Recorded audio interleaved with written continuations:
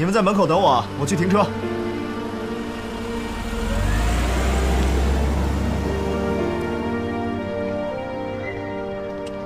一会儿他来了，你就跟他说你不舒服，要先回去休息。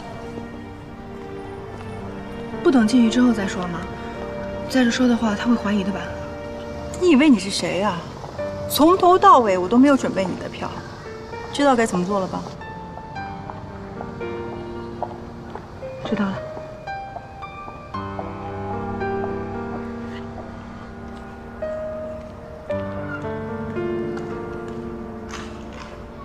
走吧。西城，我突然觉得有点不太舒服，你跟表姐先去看吧，我先回家休息。不舒服啊？我带你去医院，走。不用不用，可能就是累着了吧，没什么大事儿。你看表姐好不容易买到的票，不看太可惜了。你们两个去看吧，我先回家休息就好了，我在家等你。那怎么能行呢？不舒服就得去医院，不能硬撑。走。哎，妹夫，你看我们来都来了，而且马上就开始了，如果不去太可惜了。如果表姐喜欢看，那你就自己去看吧。我带她去医院，走。我没那么严重。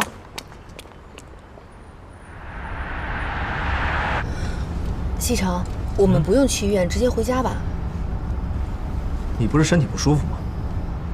我刚才就是突然之间觉得有点不太舒服，可是现在我觉得我好多了，回家再休息一会儿应该就更好了。你确定好了？你真的没事，你不用担心。那就好。可是我们把表姐一个人扔在那儿，是不是特别不好？你还管她呀？她不是喜欢看吗？让她自己一个人看去呗。哎，我说你怎么有这样的表姐？听说你不舒服，一点也不关心你，还要看那个什么破歌剧。啊，我表姐她这个人性格就这样，没有别的意思，你不要在意啊。哼，她这样的性格我可不喜欢。那顾少爷，请问您喜欢什么样子的？你这样的。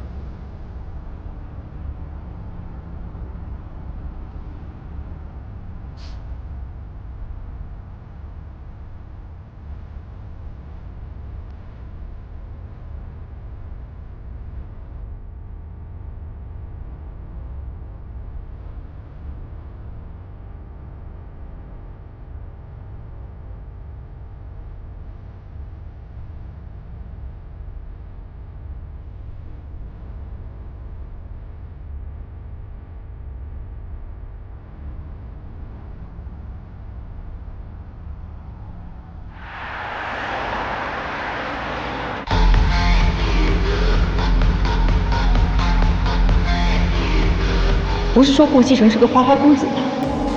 怎么这么难搞？这样下去可不行。以他对苏元熙的重视程度来看，光靠我勾引是不行的。我得让苏元熙在他面前破坏自己的形象，让他讨厌苏元熙，这样他才能看到我的好。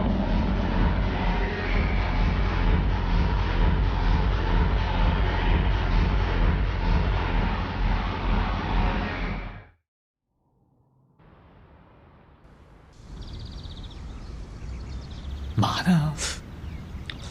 来了也不打球，思考人生呢？我在想锦溪的那个表姐。哟，什么意思？看上人家了？你说同是姐妹，怎么差距这么大？哎，这话什么意思呀？我听不明白了。怎么着？他看上你了？别提了，他趁锦溪不在，跑到我房间去洗澡，还想勾引我。Oh my god！要不是看在锦溪的面子上，我早把他赶走了。我的天哪，太劲爆了！那么一个大美女在你面前，你竟然坐怀不乱，佩服佩服！你见过呀？没有，没见过。你说她是美女，我顾西城什么样的女人没见过？那又能怎样？我现在巴不得她早点搬走。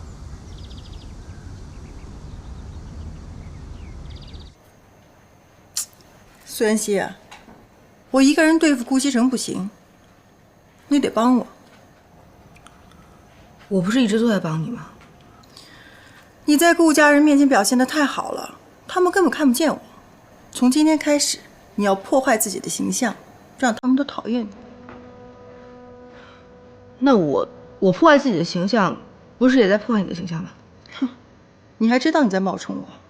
那我让你干什么，你就要干什么呀？我看你是不想见你妈妈。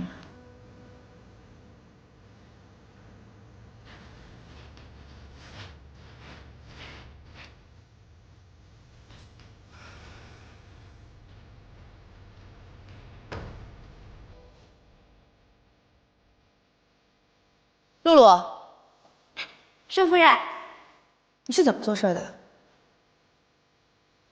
盛夫人，你这是在拖地还是在画画啊？能不能做好？能做就做，不能做就走。盛夫人，我又没有做错什么，你为什么这么说我？那你的意思就是说我做错了？要不要把少夫人的位置让给你，你来支持我做事儿？少夫人，你这么说话太欺负人了。觉得自己受委屈了是不是？不满意？赶快找老夫人告状去吧，我才不怕。何锦溪，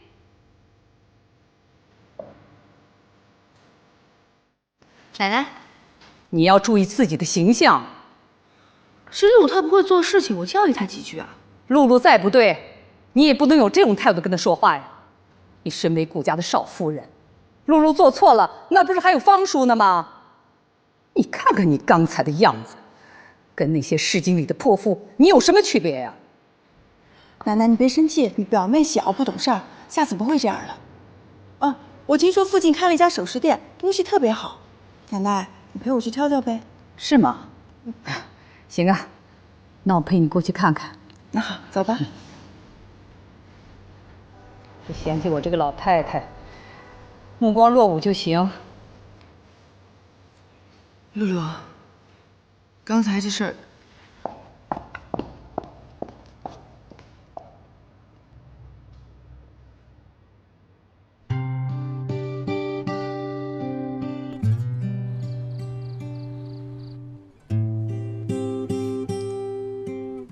还不睡啊？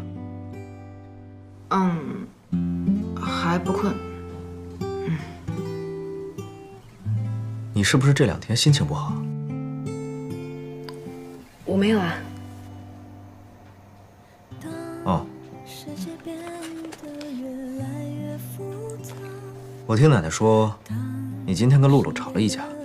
啊，那是因为露露今天地板没有拖干净。那肯定是特别不干净。这帮人呢，就是因为跟我和奶奶太熟了，所以有时候会偷懒。你今天骂得好，这样他下次就不会偷懒了。不过呢，你是顾家的少夫人，跟下人吵架，确实有失身份。下次有什么事儿啊，让方叔去教训他们，免得气坏了身子。你说对吧？你就没有觉得我今天不应该发脾气吗？没有啊，既然你发脾气，就说明他们做的很不对。我看你这2天心情有些不好，能不能跟我说说？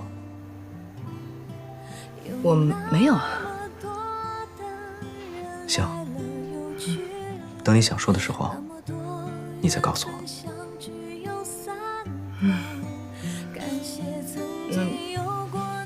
我先休息了。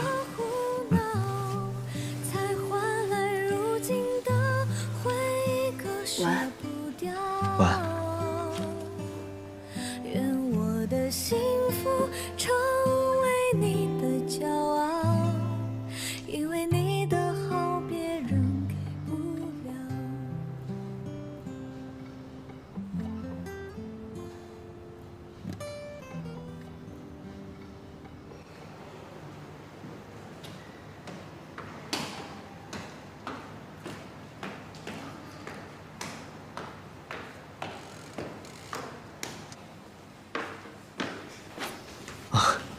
锦溪，来，坐下吃饭。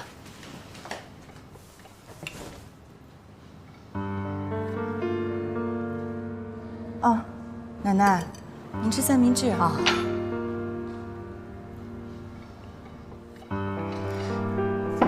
锦溪，你今天怎么没给大家做五谷养生粥啊？想吃粥自己做去，干嘛使唤我呀？我想做就做，不想做就不做。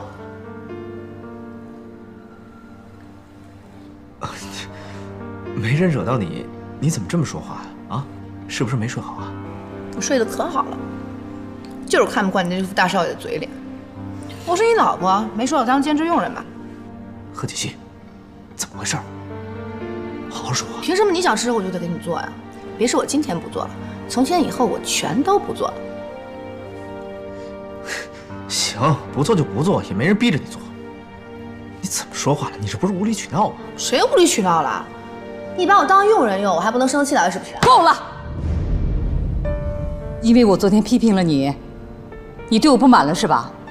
哪儿能啊！还顶嘴！奶奶，您别生气，是我说话有问题，惹到他了，跟您没关系。来，吃饭吃饭啊！顾西城，别给我在这装好人啊！是我的错就是我的错。奶奶，奶奶对不起。贺锦溪，你到底什么意思？想吵架是不是？我吃饱了。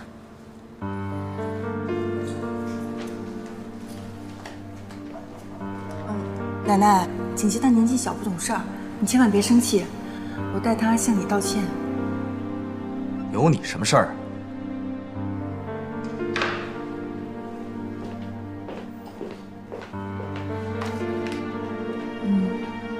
看样子他们小夫妻俩是吵架了，没事儿，过会儿我去劝劝就好了。唉，你们年轻人的事啊，我是管不了了。你是不是当我是傻子呀？这样的企划案也拿过来唬我？你要是不行，提早换人。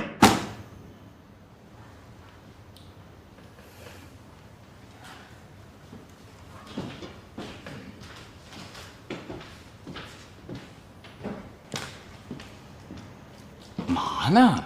啊，发那么大脾气，至于吗？啊？你说，我大学时候做的企划案都比这个好。不就是个企划案吗？有必要发这么大的火吗？不至于吧？是不是最近家庭生活不和谐啊？行了，别扯了啊！我叫你来啊，是有件事问你。你对这个女人啊，比我了解。你说，女人要是无缘无故的大发脾气，那是为什么？哎，女人无缘无故的发脾气，不是大姨妈来了，就是大姨妈在来的路上。这个时候你要表现出对她的关心、关照、关怀 ，take care。怎么关心呢？买东西呀，宝贝儿。买什么东西啊？包啊，包。包是百病。可是她不喜欢这些东西啊。Oh my god， 兄弟，我真的帮不了你了，这不是一个普通的女人，自求多福吧。等于没说。周家太太约我去喝下午茶，你告诉锦溪，让她收拾一下，一会儿跟我一块儿去。是，苏小姐。方叔，奶奶，哎，奶奶啊，这是我亲自做的一些小点心，哦，你尝一尝，给我提点意见呗。好，我来尝尝苏小姐的手艺。哎呀，怎么样？真好吃，比外面卖的味道都好吃。谢谢奶奶夸奖。对了，奶奶，我一直住到现在都没有正式向您道谢呢。嗨呀，你是锦溪的表姐，那谢什么呀？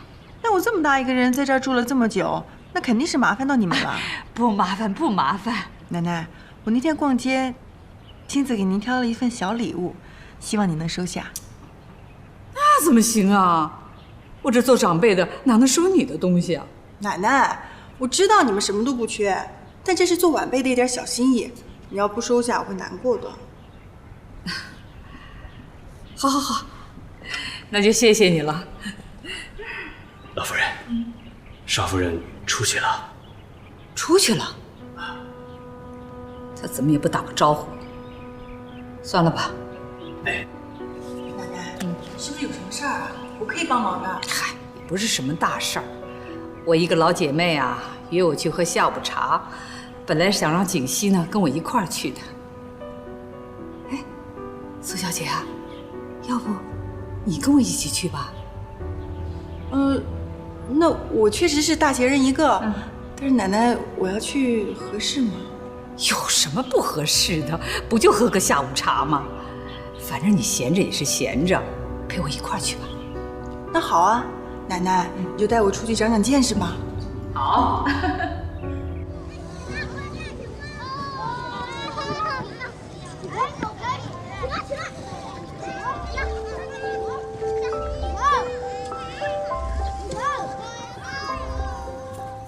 怎么能让顾西城讨厌我呢？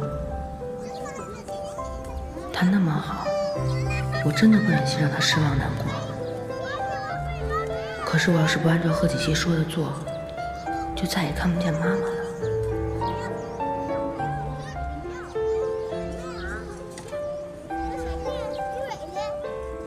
这就是我的那些老姐妹。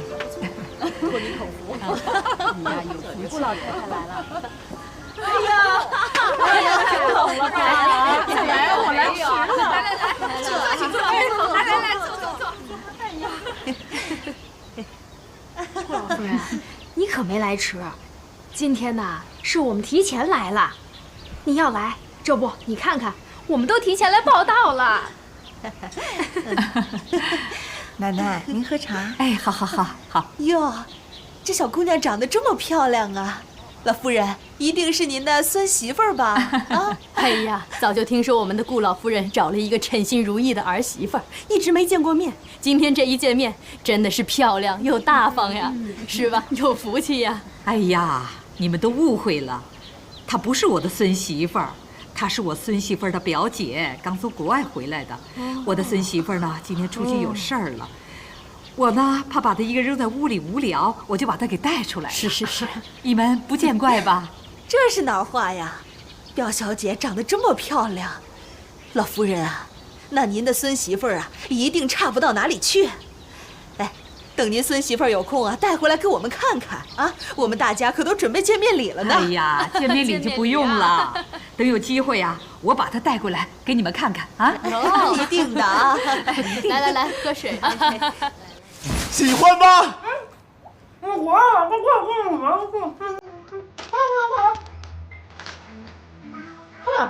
天哪！你疯了吗？你怎么了？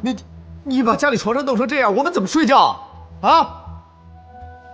不好意思啊，我今天玩游戏玩的太投入了，特别不好意思。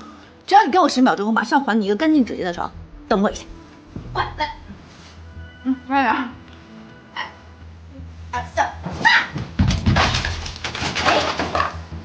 怎么样？干不干净？好了，快来，一起玩游戏吧。太过分了！你太过分了！我怎么了？露露，露露！哎，你干嘛呢？是有点过分了。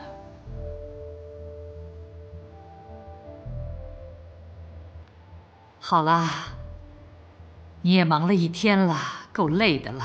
来，坐下来，陪我说说话。奶奶，我一点都不累。奶奶，你都不知道，跟着你出去可以长好多见识。以后你就多带我出去好不好？行啊，只要你啊不嫌我们这些老太太无聊就行。怎么会呢？奶奶，那我们就这么愉快的决定了。好，行。奶奶，你也累了一天了，要不我送你回去休息？好。来，慢一点。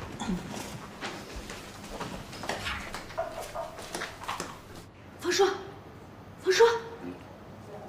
少夫人最近不知道怎么了，无论我做什么事情，他都挑我毛病。就刚才少爷回来，他让我去少爷的房间打扫卫生，我一进去，那个房间可脏了，我都不知道少夫人她是怎么把这个房间弄得这么乱的。露露，你到顾家的时间呢也不短了啊，一直干得也不错。最近一段时间，少夫人对你，要求的严格了一些，但作为你来说，就更应该做好。可是，她也不能对我那样的态度啊。他是主人，不管主人说什么，你都要努力去做。露露，别让我太为难。哦，知道啦。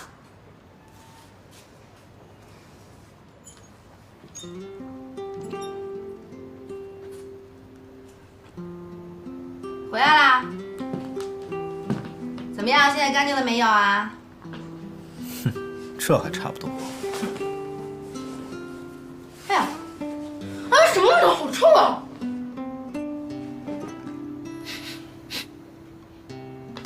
哪有味道？啊？停！不要在我前走，就是你身上的味道。我？没错。没有味道？怎么可能呢？这个味道就是从你身上来的，臭死了，一身都是汗味儿。你赶快洗澡，快点！贺锦熙，你别太过分。多洗几遍，听见没有？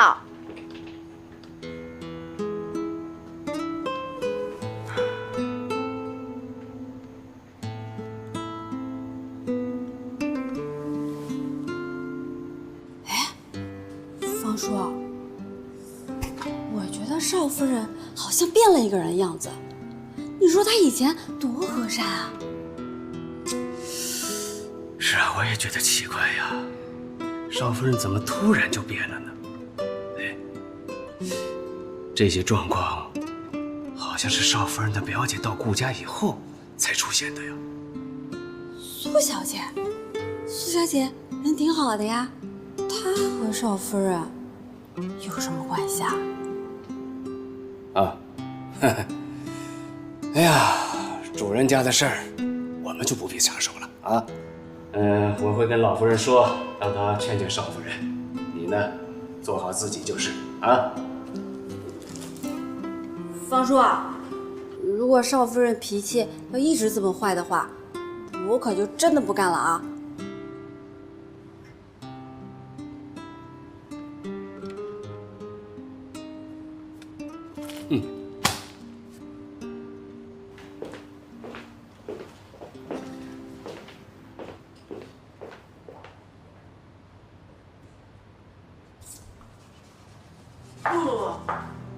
苏小姐还在忙啊？对呀，我刚打扫完少爷的房间，现在把这个收拾一下。啊，你们真的很辛苦哎。以前不是这样子的，也不知道是怎么了。都怪我表妹，露露，你们多包容包容她，好不好？那也不是啊，她是少夫人，我只是一个佣人，这些事情都是我应该做的。哎，苏小姐，少夫人好像最近心情不大好，你知不知道是什么原因啊？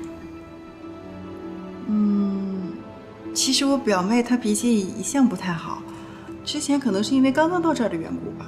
哎，好了，不说这个了，回头我劝劝她。谢谢苏小姐啊。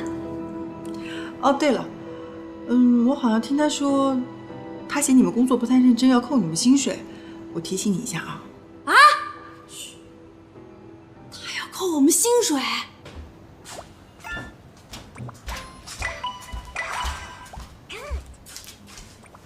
停。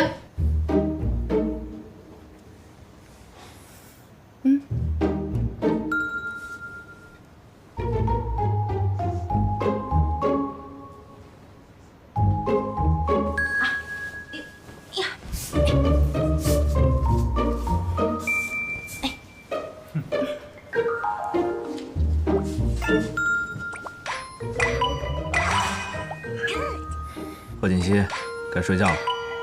好的。少爷再玩一会儿就睡了啊，你先睡。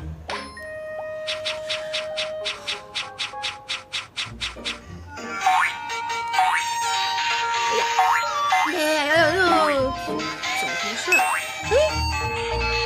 贺锦熙啊！别吵！贺锦熙！哎，你干嘛？你别太过分！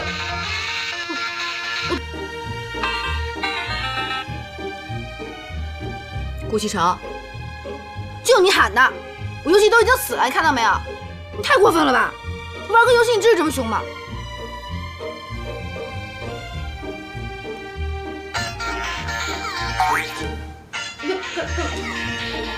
你干什么呀？睡觉。你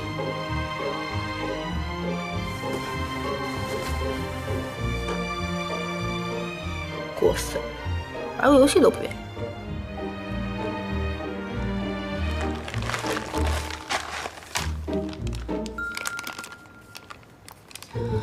吃薯片喽！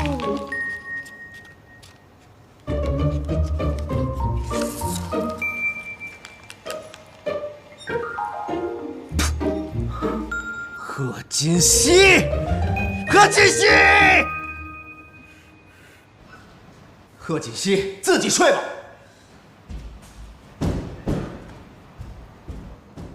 露露，我也只是提醒一下啊，没事的。那不早了，我先去休息了，你也早点休息。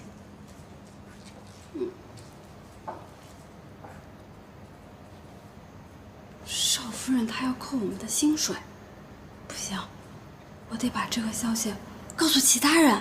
昨天晚上贺锦熙真的把西城给赶出去了？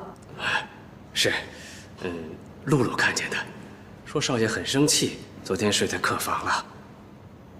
这个贺锦熙是越来越不像话了，你把他叫过来，我要问问他，到底想干什么？啊，是，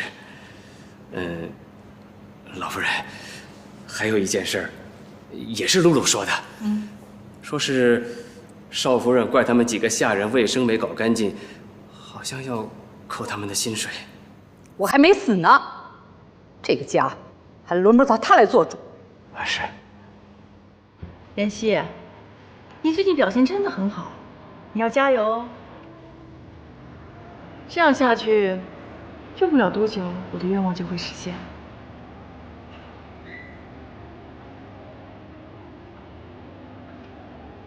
怎么了？你不愿意离开顾家？巴不得你今天放我走。那最好了。只有顾家人讨厌你，我才能顺顺利利回到顾家。好了，既然出来了，别坐着，陪我出去逛逛街。顾少今天闲情雅致啊，知道约我们哥几个出来玩玩。人家是心情不好，出来散散心。我们是作陪 ，you know。顾少还有心情不好的时候。家事。既然是家事，那就是床头吵架床尾和了。你们说，这女人真是说变就变，怎么这么难搞啊？而且越来越过分。顾少啊，事出常态必有妖啊。要是这种情况，你就要先想想自己有没有什么问题，你是不是做错什么，有没有惹到他。如果都不是，那你就要看他身边有没有什么奇怪的人了。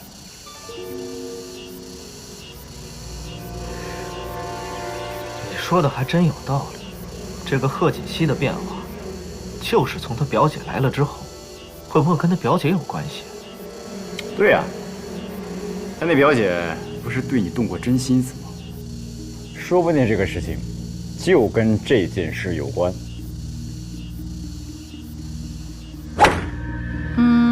这个是还不错吧，有点小，有没有比它再大点的？有的，您稍等。等一下看看。这个我喜欢，就它了。你把这个还有这个都给我包起来。你去买单。这边请。你怎么又买了这么多东西？你已经买了这么多了，还要买？我用的是你的钱吗？你可别忘了，顾西辰的钱是给贺锦熙的。别在这站着了，赶紧去买单。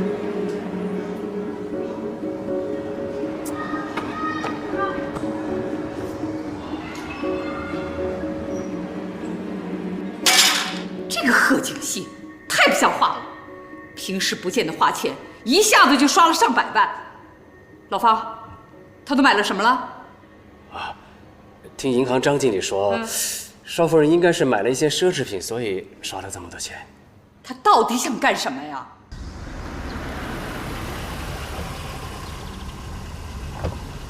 少夫人，怎么了，露露？少夫人，我有事情要请教你。有什么事说吧。你说我们平时伺候好好的，你为什么要扣我们工资啊？我什么时候说过要扣你们工资哈？哎，不是那天你亲口对我说的吗？我还劝你不要这么做，你就是不愿意。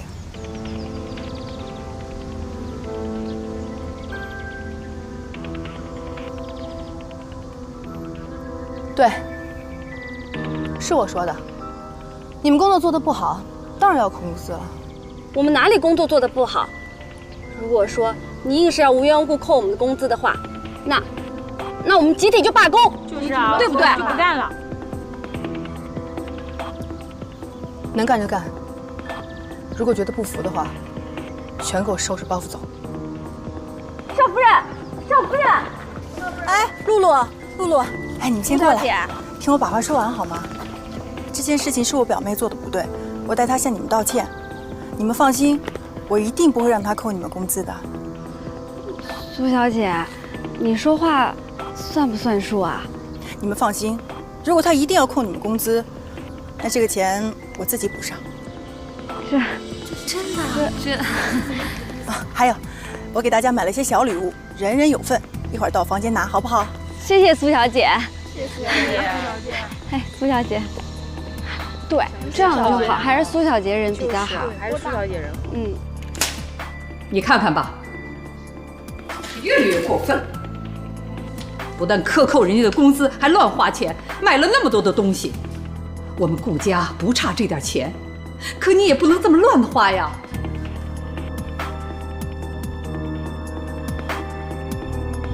我好心送你礼物，你不要还给我甩脸色，你什么意思？你是在用钱砸，你知道吗？你把我当什么人了？以前所有的女人都让我给她们买包买礼物，你们女人不就这点爱好吗？那是他们，不是我。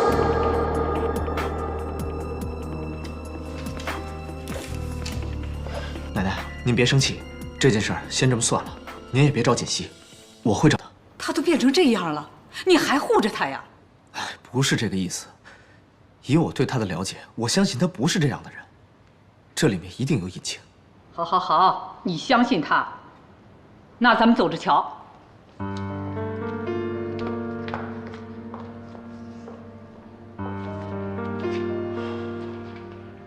这才是我的生活，才是我应该过的生活。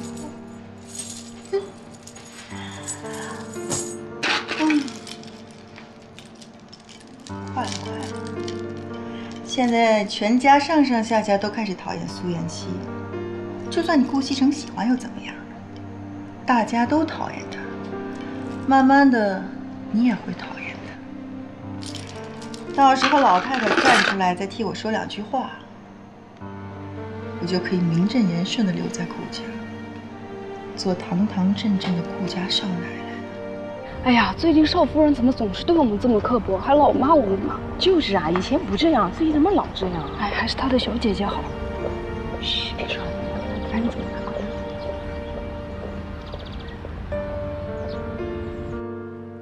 真没想到，事情都摆在他面前了，西城还在为他说话。哎呀，老夫人，少爷应该比我们了解少夫人吧？那既然他这么说了，就应该有他道理，对吧？再说了，这少夫人以前也不是这种人呐。是啊，那就说明他以前呢是装出来的。看看他现在抓住西城了，他就原形毕露了。哎，我还是觉得少夫人不是那种人。你说这要变，她也变得太快了吧？那你的意思是在观察他一段时间啊？看看景熙到底是怎么回事，出了什么问题了？哎，您就该冷静冷静，这件事啊没那么简单。哼，如果贺锦熙他的真实面目真是这样的话，那我不管西城怎么喜欢他，我都会让他们俩离婚的。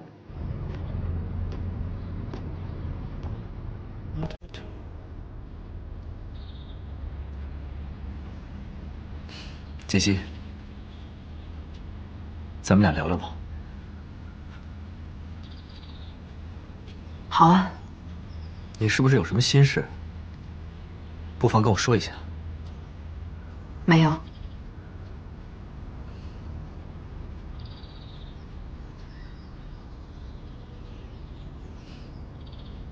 真的没有吗？我可是听到很多人说你最近很不正常。真的没有，我本来就是这样。锦熙，咱俩是夫妻，你要是遇到什么事儿，有什么困难，你一定要跟我说，我会帮你解决的。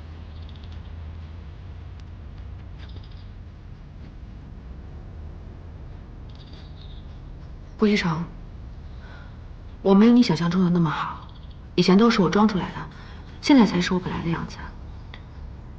你能接受最好，接受不了离婚吧。贺锦熙，疯了吧？你是不是吃错药了？没事说什么离婚啊？你就当我吃错药好了，反正我就是这样的人，随你怎么想。从今天开始，我再也不会费心去讨好你和老夫人了。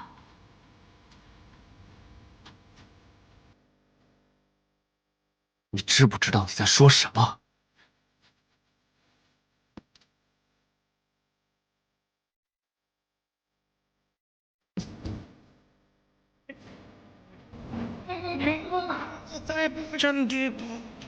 不必再见了，你可以不用记得我的好。我流浪到这个地方，趁我们还没到。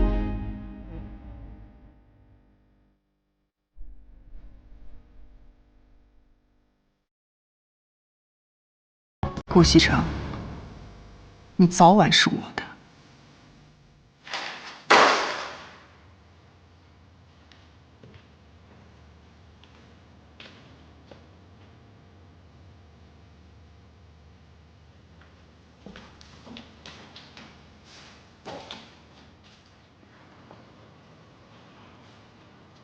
常副总，你没事吧？没事，习惯了。这两天也不知道顾总是怎么了，虽然说他以前脾气也挺臭的，可这两天尤其的大，都已经无缘无故骂了我半天了。怪我，是我的企划案做得不够好。谁说的呀？哎，全公司谁不知道？公司上下的事务全部都是你打理的。如果你再做的不好的话，那就没有好的了。我看啊，就是顾总挑刺儿。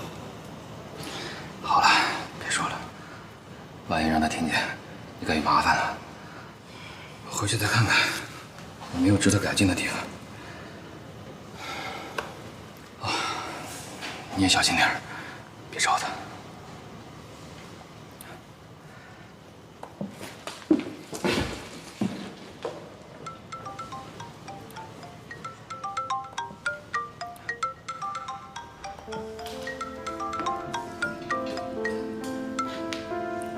苏小姐，顾总爱吃什么？他爱吃米其林餐厅里面的牛排。贺小姐，我们今天来教你做这个菜。我花钱到这儿来不是学这些乱七八糟的东西的，我要学你最拿手的菜——融雪牛排。贺小姐，你想做菜做得好，一定要真正投入到每一道菜，相信你会从中得到很多的乐趣。大厨，我想你可能不太明白，我家里有佣人，这些可以交给佣人做，我只要学怎么做牛排就可以了。可是你好多基础都不知道。大厨，我花钱请你来不是听你说教的，我要学牛排。我们现在可以开始了吗？好吧，那我现在教你怎么做牛排。怎么了？一副要死不活的样子，谁欺负你了？也不算是欺负吧，我的好日子可能要到头了。好日子到头了？怎么回事啊？你工作不是好好的吗？快要失业了吧？失业？你开玩笑吧？什么情况？就是说以前坐我位置的那个女人回来了，我可能要把位置让给她。凭什么呀？哦，他以为他谁啊？哦，他回来就让你给他让位置？你老板没什么话讲？妍希，做人不能太软弱了。当初他离开又不是你的原因，啊，现在他回来了，让你给他让位子，哪有这样的事儿啊？我知道一句话，能者居上，我相信你不比他差。让你让位子。对了，你老板不会是和他有一腿吧？这个我不知道，不过他们两人之间有合同啊。合同？人都走了，还有什么合同啊？哎，反正一句半句说不清楚，有时间再跟你说吧。反正我要是失业的话，就找你蹭饭喽。你呀，不管你有工作没工作，我都会请你吃饭的。哎，对了，我知道新开的一家店，一会儿我们去吃好不好？好啊。棒棒的，我最喜欢美食了，么么哒。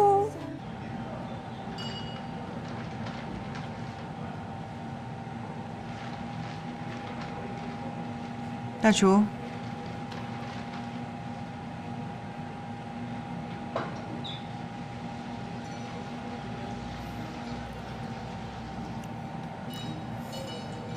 味道怎么样？不错。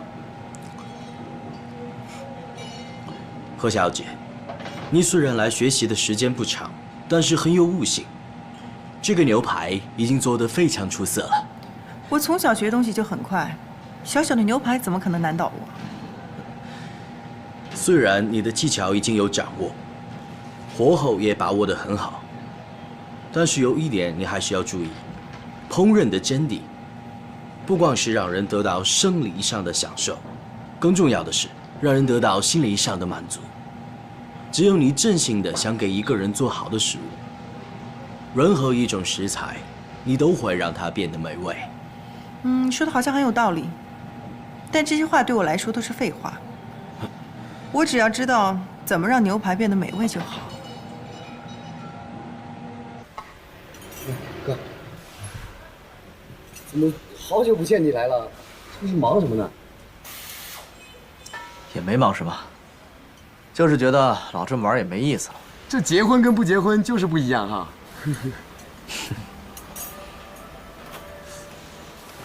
哥，你是不是有啥烦心事儿？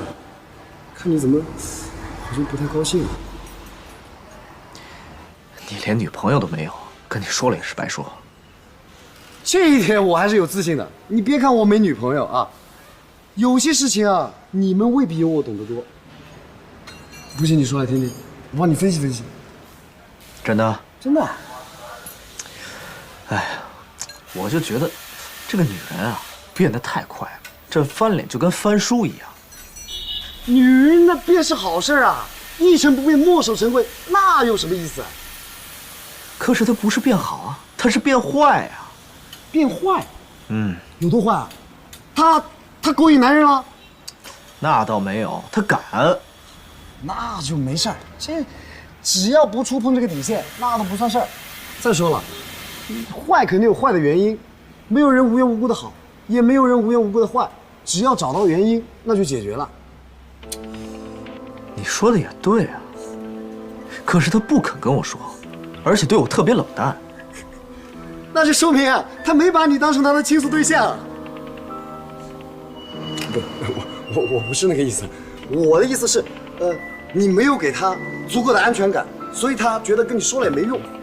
如果你对他有足够的安全感，那他不就什么都跟你说了，是不是？王丽啊，进来一下。来了，跟我进去一下。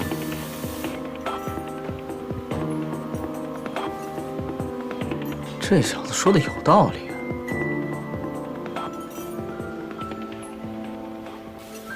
安全感。奶奶，哎，我怕你等得着急，特意给你准备了水果沙拉，你尝一尝。苏小姐啊，真想不到，你人长得那么漂亮，还这么能干，真是太不容易了。奶奶啊，你都没有尝就夸我呀？你再等一会儿，我的拿手好菜马上就来。哎，好好好。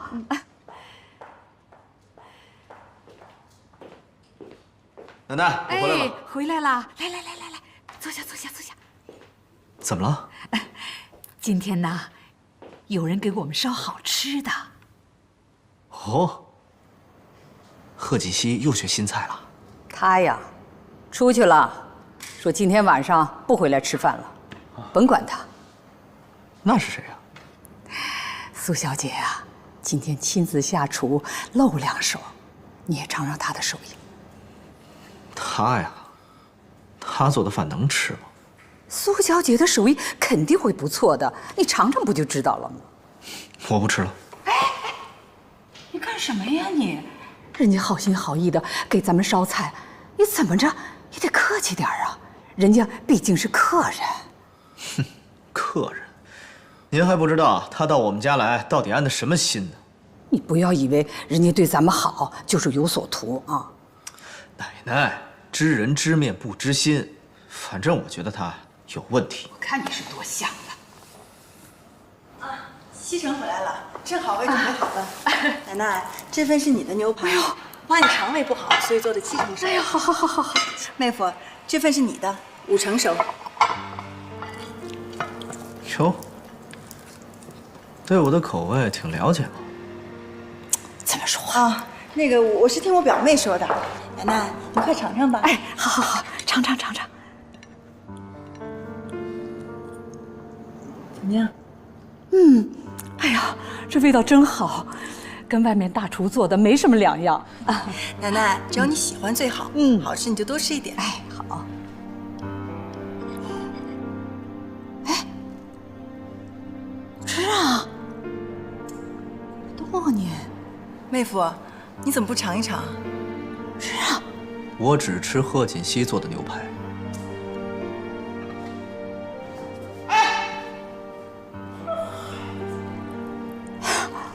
苏小姐，你别介意啊，他呀说话就是这么直，他不吃啊，我吃。哎呦，这牛排做的真好。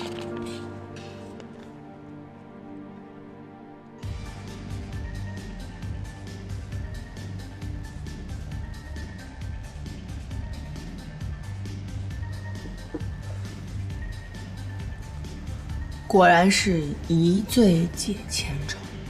早知道喝酒的感觉这么好，我早就把你约出来喝酒了。切，就你这小酒量啊，喝一点就成这样了。你看不起我是不是？好，今天晚上不醉不归，拿。还不醉不归呢。有本事，咱们一会儿你跟我去酒吧。去就去。酒吧我还没去过，正好，今天晚上我就去看看酒吧到底长什么样。OK， 来，扫完杯中酒，转场去酒吧。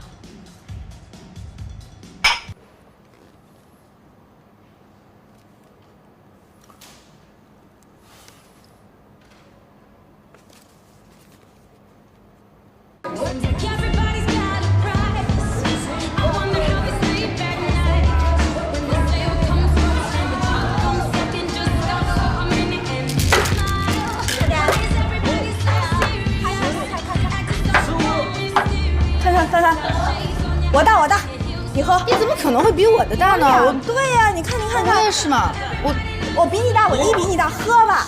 来吧，我给你一个。给我来一杯长生不老的灵药。OK。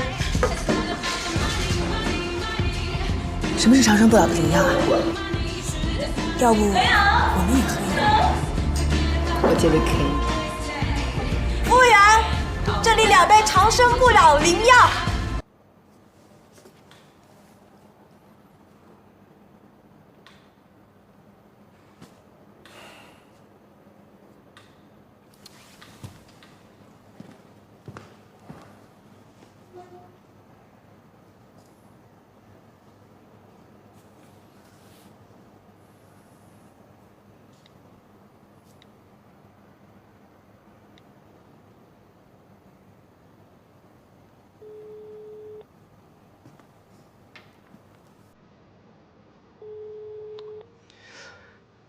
这么晚了，去哪儿了也不接电话。